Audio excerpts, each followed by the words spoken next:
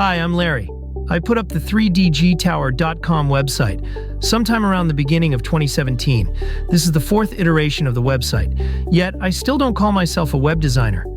I came up with the first 3D printed grow tower long before they ever started showing up on Thingiverse. I fine-tuned things in a live production, commercial-scale greenhouse. Lots of half-baked knockoffs have appeared on Thingiverse since then, but it's easy to tell that they're all untested and unproven attempts merely based on the outside appearance of my design. I came up with the 𝙤𝙤𝙚 tower after reverse engineering the 𝙤𝙊𝙏𝙀 tower and debunking all of the wild claims of greatness from Nate's story about them.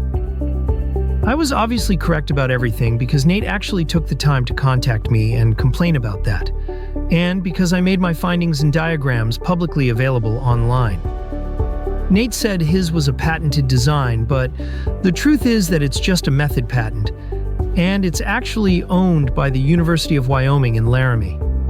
You can't actually patent a vinyl fence post sleeve stuffed with Polyflow brand pond filter media. It's unfortunate that it isn't actually a patented design, because it's a flawed design that should never be duplicated. Food for thought here. A patent is worthless if you don't have the money to enforce it and litigate infringement cases in court. I didn't do anything that constituted infringement. I just examined the design and patent filing to either confirm or debunk the greatness of the 𝙤𝙤𝙚𝙀 tower. The 𝙤𝙤𝙚 tower costs far less to create and avoids all of the pitfalls that I discovered in the 𝙤𝙤𝙚𝙀 tower design. No media is required inside of the tower, which will plug up with plant roots as well as fish waste when used in an aquaponics system. Plants in the 𝙤𝙤𝙚𝙀 tower are horizontally separated to prevent shadows on lower plants, which also helps prevent mold growth. Whereas the 𝙤𝙤𝙀 tower grows all plants in one straight line, which must be spaced far enough apart to prevent lower plants from living in shadows, which will result in mold growth. This results in the 𝙤𝙤𝙀 tower only being able to grow half as many plants per foot as the 𝙤𝙤𝙚𝙀 tower. So you actually pay 4 times as much for a grow tower that's only half as productive. After testing the 𝙤𝙤𝙚𝙀 tower extensively in an indoor setting, I decided that these need to be tested in a commercial greenhouse setting. So I decided to build a commercial scale test environment and begin development of my own greenhouse climate control and automation system. Every part of my greenhouse was built from ideas in my head, not from any plans or diagrams. Starting back around 2010, the TV show 60 Minutes Australia featured Murray Hallam and his aquaponics systems. Many people adopted the notion that Murray actually invented aquaponics. With Murray being the charlatan that he is, he leaned right into this and started selling his systems as well as his courses. Sorry, I'll pass. There was no way that I was paying that kind of price for a bunch of basic plumbing parts.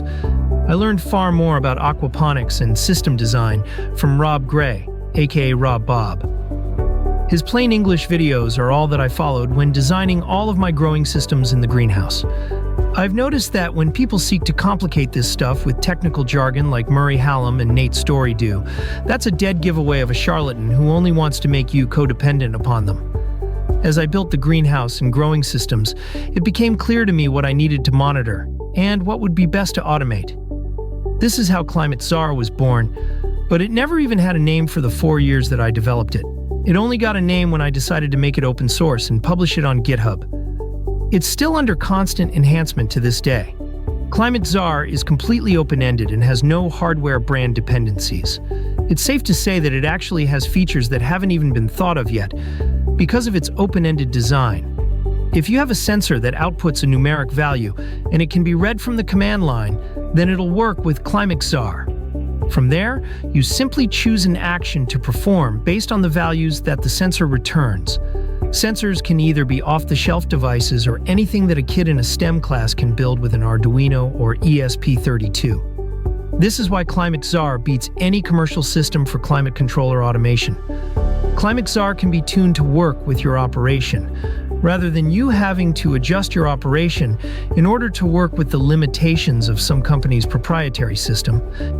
Check out the links at the top of this page. Feel free to send an email from the contact page if you have any questions. Panhandle Ponics R&D isn't a large corporation. You'll get a reply the same day. Thanks for taking time to visit this website.